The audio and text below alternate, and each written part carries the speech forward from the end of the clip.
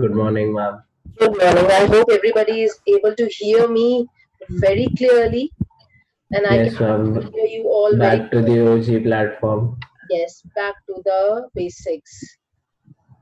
Okay. So let's give some time. I think there are 35 students who have just entered the class. Let's wait for a few more seconds so that others can also come in. Good morning, ma'am. Good morning. Good morning, Anshul. देव तुम फिर से शुरू मत करना, ठीक है? बहुत मुश्किलों से हम इस सेक्शन पे वापस आए हैं। मैम बस एक चीज पूछनी थी, डाउट था। हाँ बिल्कुल पूछो। अंशुल ब्रेकफास्ट में क्या है? बस यही नहीं डाउट पूछना था, आपको पूछना था सब्जेक्ट से related. Okay class, I'm giving you this opportunity. Anybody who has got any doubt in any topic that I have covered in the class during the online sessions or on the YouTube video, whatever doubts that you may have, please write it in the chat box. And if you are not having any doubt, then we'll start with the third chapter that we have. Okay, there is something else also which I wanted you to know, and that is for conducting this Zoom session, uh, whatever that I'm going to teach, most probably I'll be going to give you the notes in terms of I'll be sharing the presentation with you. The presentation will will include all all the content and every content which is required by you to write in your exam. The only thing that or the only way that you can make it better is by adding the example along with it, right? So that you can always note it down wherever that we are going to discuss any kind of example. You can just write down the bullet point, and against it you can write down the example also, right? Or some hint should be written by you so that you can understand that what did we discuss about that point, right? तो मुझे नहीं लगता कि अभी आपको कुछ भी जरूरत है इसके अलावा लिखने की, पर एक चीज आपको जरूर लिखनी है और वो क्या है वो मैं आपको बता देती हूँ।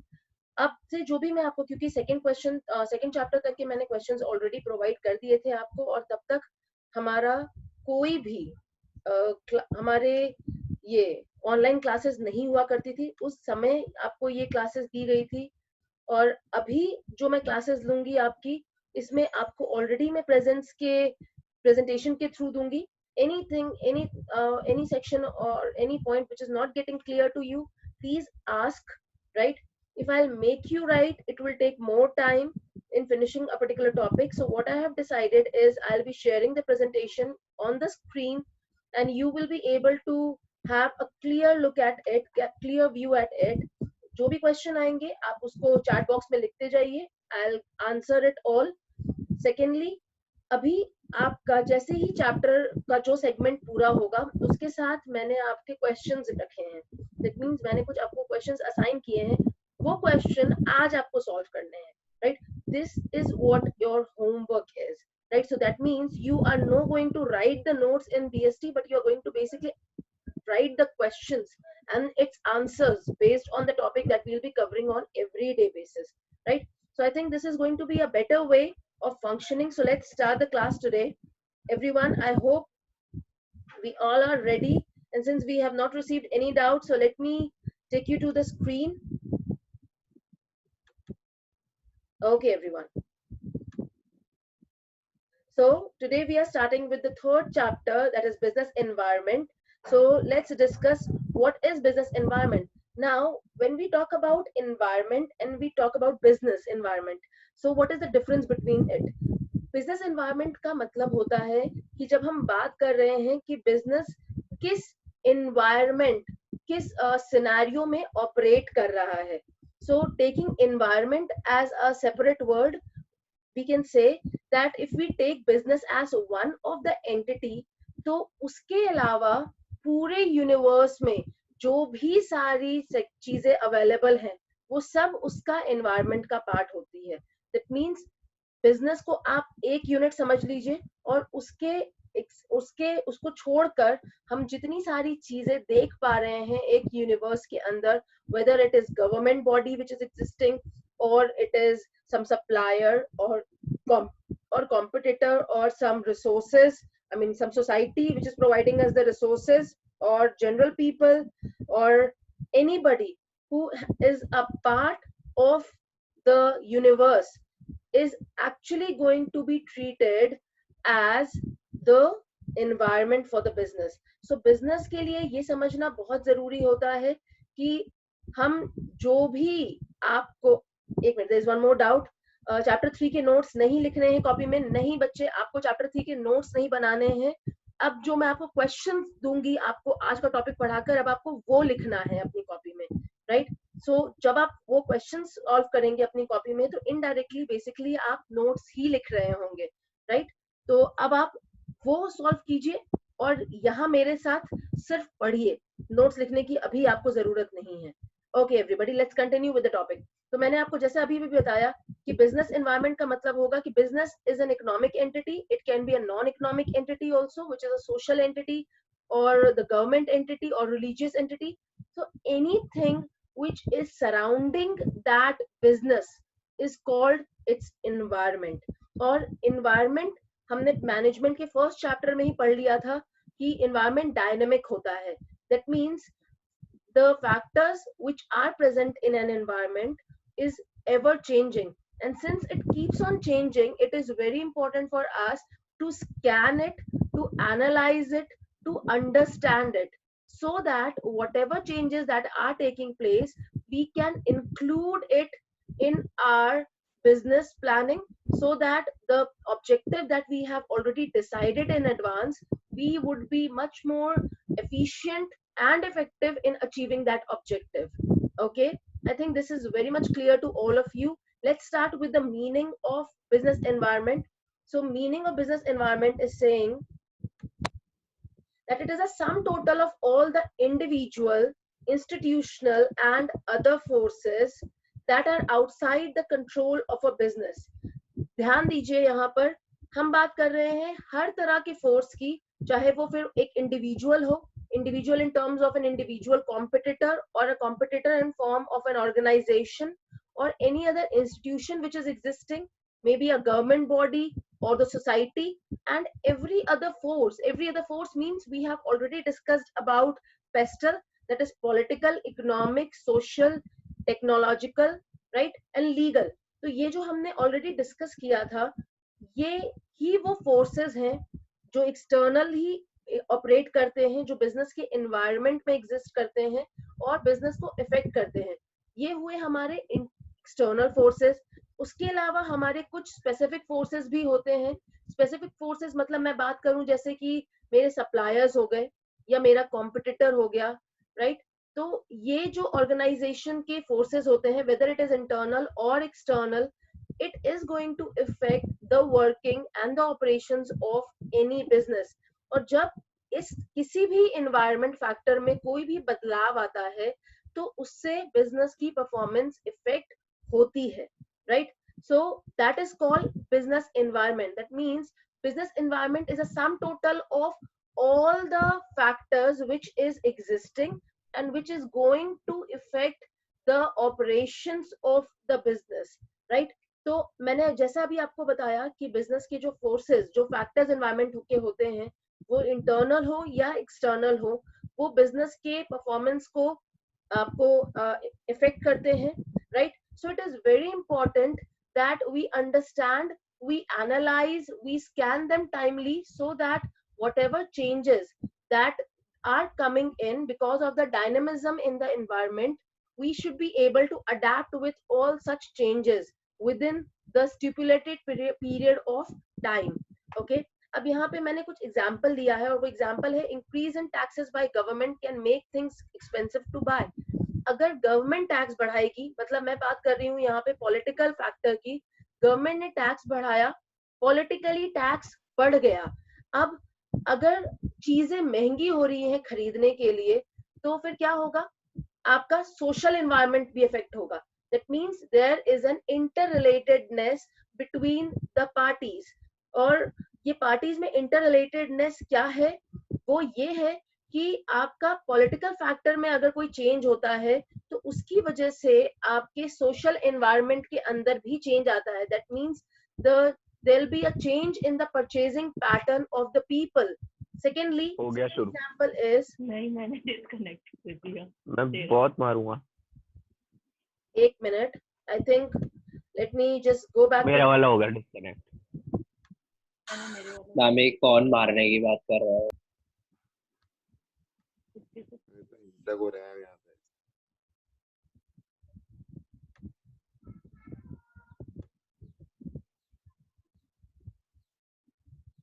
Just give me a second.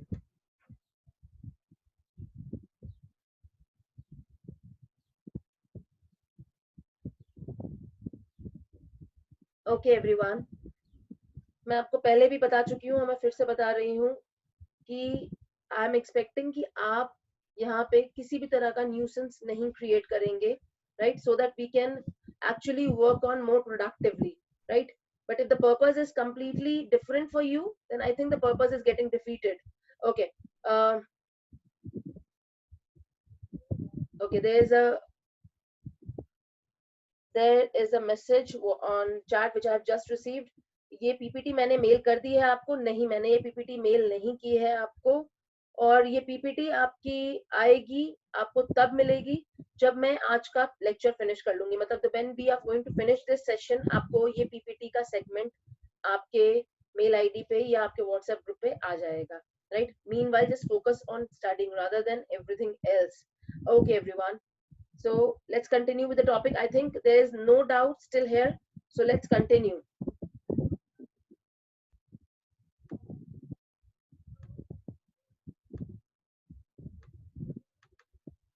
Okay, मैंने आपको पहला एग्जांपल दिया गवर्नमेंट के टैक्सेस को इंक्रीज करने का। दूसरा एग्जांपल है हमारा व्हिच इज टेक्नोलॉजिकल चेंज में render the existing product obsolete. So by this we can understand that anyone who is any technological changes which is coming up in any of the product which is getting produced, तो अगर आपके competitors किसी भी तरीके का technology में updation और upgradation लेकर आ रहे हैं, so it is also going to work as a threat for your organization, because then you will also be required to upgrade yourself. If you will not upgrade, then it would be really difficult for you to stay in the market for a longer period of time. Okay, so this is the next example that we have just discussed. There are more examples, I can give it to you for that reason. अगर मैं ऐसा कहूँ कि okay, there are more number of competitors which is now increasing for any particular kind of organization. तो अगर मैं बात कर रही हूँ कि अभी टेलीफोन जब हुआ करता था, मतलब जो टेलीकम्युनिकेशन सर्विसेज हुआ करती थी, वो एक टाइम था जब सिर्फ बीएसएनएल ही एग्जिस्ट करता था। फिर हमारा टेलीकम्युनिकेशन सेक्टर में प्राइवेटाइजेशन हुआ and Airtel, Vodafone, Hutch and so many companies they get into the sector of telecommunication. तो जब वो ये सब आए, इतने सारे प्लेयर्स आए जब एक ही फील्ड के अंदर, तो कंपटीशन बढ़ा। क्या आपको लगता है कि कंपटीशन बढ़ने की वजह से जो बीएसएनएल का प्रॉफिट मार्जिन था वो कम हो गया? अगर ऐसा हुआ है तो हम इसको समझ सकते हैं कि आपके कंपटीशन के बढ़ने की वजह से प्रॉफिट मार्जिन जो होता है एक बिजनेस का, वो इफेक्ट होता है। और इसी वजह से बिजनेस एनवायरनमेंट को स्कैन करना और उसको उसके अंदर जो भी डायनामिज्म, जो भी चेंजेस हो रहे हैं, उसको इनकॉर्पोरेट करना वो बहुत जरूरी होता है। Because if we are not changing us according to the changes which are required in the environment, then it would be difficult for us to stay in the market for the longer run. Okay, there is a doubt related to the topic. Let me take up that doubt. Ma'am, this may not affect that much as we will still have some technology due to which we can work. Okay, मैंने आपको example दिया था कि technology अगर improve होती है तो वो आपके प्रोडक्ट्स को ऑब्सोलीट बना देती है।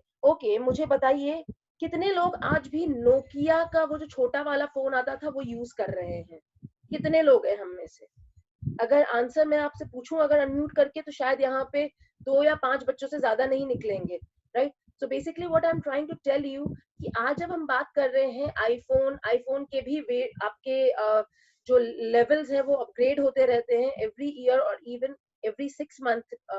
तो हम ये देख रहे हैं कि जो टेक्नोलॉजी है it is upgrading itself so rapidly that it is actually giving a competition to other people who are operating in the same field, that means who are operating in the same product.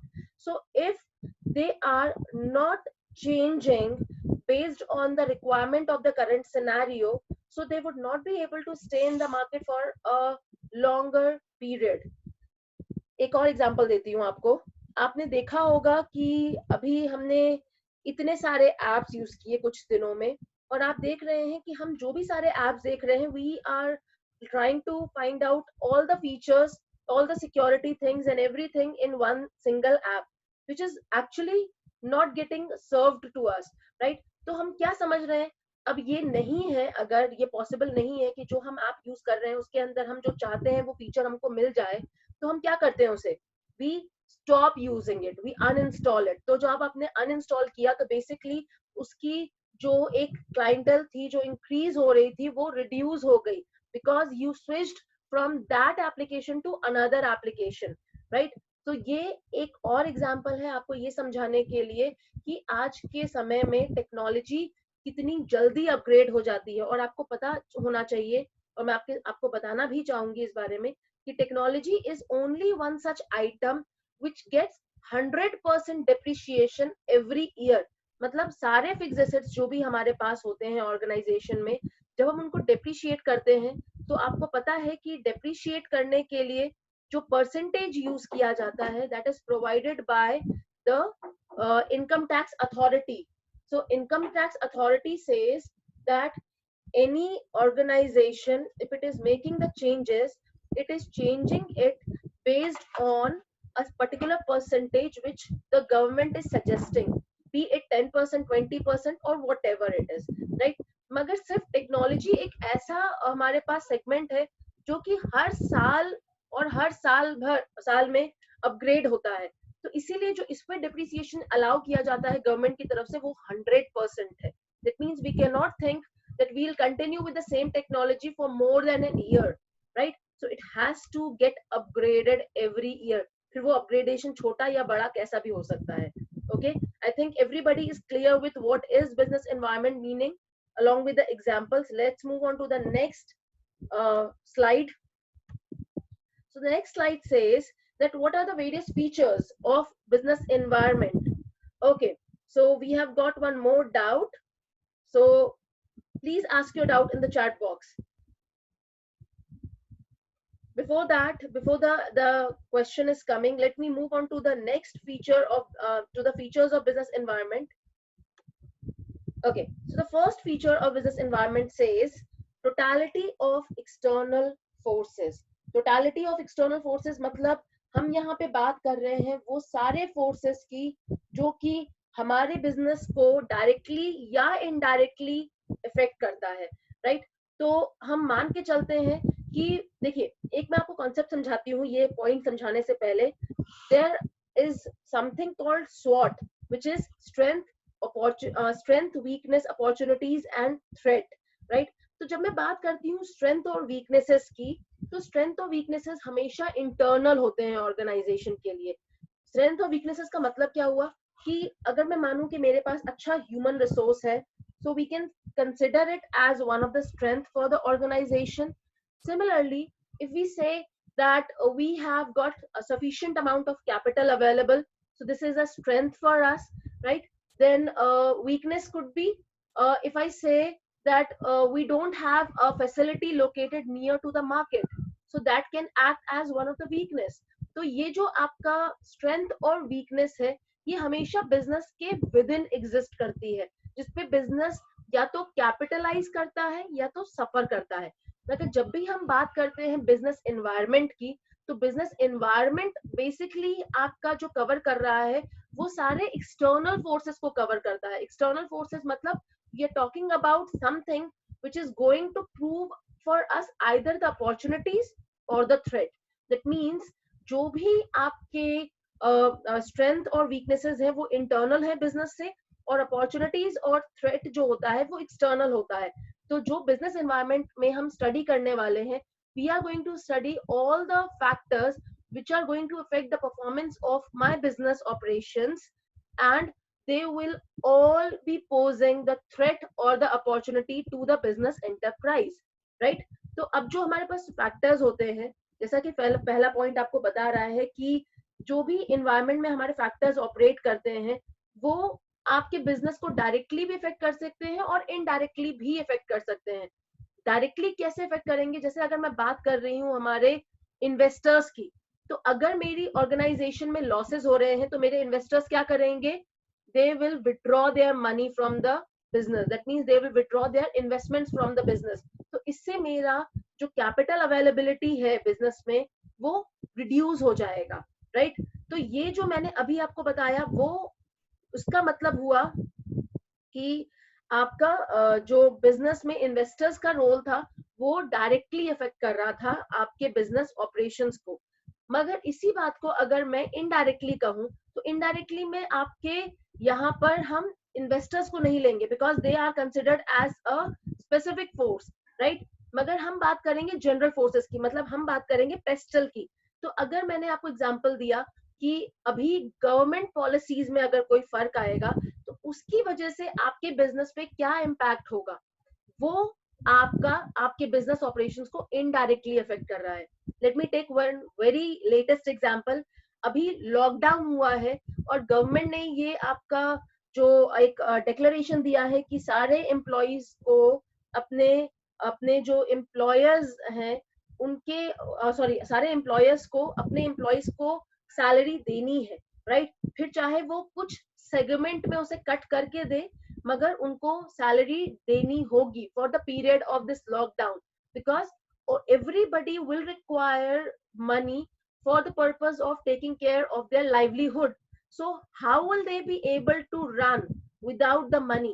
तो इसके अंदर business अभी operate नहीं कर रहे वैसे जैसे कि वो ऑपरेट कर रहे थे बिफोर लॉकडाउन। तो अभी वो अपने रिजर्व्स को, अपने रिटेन्ड अर्निंग्स को यूज करेंगे और सैलरी की कॉस्ट जो कि उनके लिए एक्सपेंस है उसको वो बियर करेंगे। तो गवर्नमेंट पॉलिसी के चेंज होने की वजह से बिजनेस में क्या फर्क आया, ये मेरे बिजनेस को इनडायरेक्टली इफेक्ट कर रहा है, राइट? अब क्योंकि ये इनडायरेक्टली इफेक्ट कर रहा है तो हम इसे कह सकते हैं कि this is one of the general forces that we have just discussed which is going to affect the business, but it is not going to affect the business directly, but it will affect indirectly, right? So पहला point मैंने जैसे आपको बताया कि totality of external forces, तो इसका सम मतलब इसका क्रक्स में मीनिंग यही निकलता है that totality of external forces means everything which is existing in the environment, right? whether it is general in nature or whether it is specific in nature, it is going to affect the business organization's operations directly or indirectly. Okay, now there is one point, one doubt that I have received. Let me solve that doubt. Ma'am, patent technology भी depreciate होगी? Okay, patent का मतलब क्या होता है पहले हम वो समझ लेते हैं। टेक्नोलॉजी जब भी आप बनाते हैं, क्रिएट करते हैं, तो जैसे मैं कहूँ कि आपने टेक्नोलॉजी बनाई, आपको फ्यूल सेविंग टेक्नोलॉजी आपने बनाई मोटर व्हीकल्स के लिए। अब आपने जो फ्यूल सेविंग टेक्नोलॉजी क्रिएट की है आपकी कंपनी ने, अब आपकी कंपनी क्या करेगी, उसका पेटेंट करवाएगी। पेटेंट करवाएगी इसका मतलब है they will take the ownership that they have created this technology and now they are going to sell this technology against the charge, जिसको जो भी दूसरी कंपनीज इस पेटेंट को यूज करेंगे, मतलब इस टेक्नोलॉजी को यूज करेंगे, वो चार्जेस पे करेंगे इसकी ओनरशिप वाली कंपनी को, यानी कि जिस कंपनी ने इस पेटेंट को लिया है, डेवलप किया है इस टेक्नोलॉजी को, उसको वो एक चार्ज पे करेंगे। तो अब आप ये बताइए मुझे कि जब मैंने बात की टेक्नोलॉजी की और मैंने बात की कि टेक्नोलॉजी अपग्रेड होती है, तो टेक्नोलॉजी अपग्रेड हो रही है, मगर ऐसा नहीं है कि सारे बिजनेस हाउसेस एक साथ अपनी टेक्नोलॉजी को अपग्रेड कर लेते हैं, राइट? जैसे अभी अगर मैं बात करूं कि जितने वेरिएंट्स आपके एप्पल के फोन में आ रहे हैं, आईफोन के अंदर आ रहे हैं, क्या उतने सारे वेरिएंट्स, उतने सारी टेक्नोलॉजी आपकी सैमसंग के फोन में भी आ रही है? As of now I will say the answer is no, right? तो इसका मतलब है कि हर सेगमेंट की जो एक, अब इसके अंदर मार्केटिंग आ जाएगी कि हर ऑर्गेनाइजेशन का एक सेगमेंट मार्केट होता है, यानी कि एक टारगेट मार्केट होता है। तो हम जिसको फोकस करते हैं हम उसको फोकस करके प्रोडक्ट बनाते हैं. So if I am talking about निश मतलब एक ऐसा सेगमेंट जिसको हम केटर कर रहे हैं, which is including basically the high net worth individuals, जो कि बहुत रिच वेल्दी पीपल को हम फोकस कर रहे हैं. So we will be offering of course all that facilities, all that technology to them, so that they can shell out some extra money to buy that technology. But वहीं अगर मैं बात